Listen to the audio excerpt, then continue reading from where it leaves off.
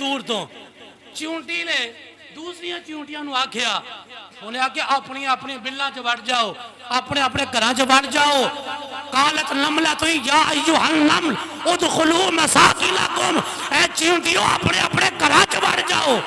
لا یاتمنکم سلیمان وجنودہ وہم لا یشعرون سلیمان دا لشکر آ رہے ہیں لشکر جرار آ رہے ہیں کتے تانوں پیراں دے تھلے رون نہ دے اپنی اپنی بلہ چ وڑ جاؤ جناب حضرت سلیمان اللہ کے نبی ہے آج تک سائنس اس بات کو نہیں بتا سکتی بندے کے کان کے اندر بھی اگر چونٹی چلی جائے بندے کو اس کی آواز نہیں سنائی دیتی لیکن اللہ کے نبی کا مقام اور مرتبہ یہ ہے حضرت سلیمان 3 میل دور ہے اور ادھر سے آپ نے چونٹی کی آواز کو سنا بھی اور آپ مسکراتے ہیں اللہ کو حضرت سلیمان کی یہ ادا اتنی کو پسند آتی ہے اللہ قرآن کا حصہ بناتے ہوئے فرماتا ہے فتبسم ضاحکا من قولہ فرمایا سلیمان چونٹی کی آواز کو سن کر 3 میل دور سے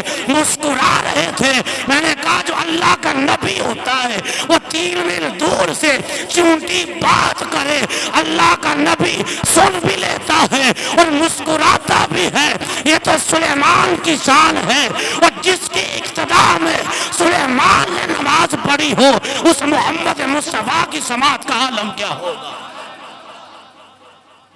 میرے آقا کی سماعت کا عالم کیا ہوگا جب سلیمان 3 میل دور سے وہ چونٹی کی آواز کو سنتے ہیں اور مسکراتے ہیں اللہ کو یہ ادا پسند آ گئی کہ چونٹی کی آواز کو سن کر اللہ کے نبی سلیمان مسکرائے اللہ کی عزت کی قسم اگر 3 میل دور سے جناب سلیمان کی سماعت کا یہ عالم ہے تو سلیمان کے آقا محمد عربی کی سماعت کا عالم کیا ہوگا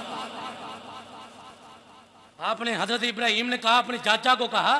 کہ جو قریب سے نہ سنے وہ خدا کیسے ہو سکتا ہے آپ اس کی پوجا کرتے ہو اس کو خدا کہتے ہو جو میری آواز کو نہیں سن رہا آپ کہتے ہو آہستہ بولو اگر اونچا بولو گے تو سن لے گا فرمایا یہ خدا نہیں ہو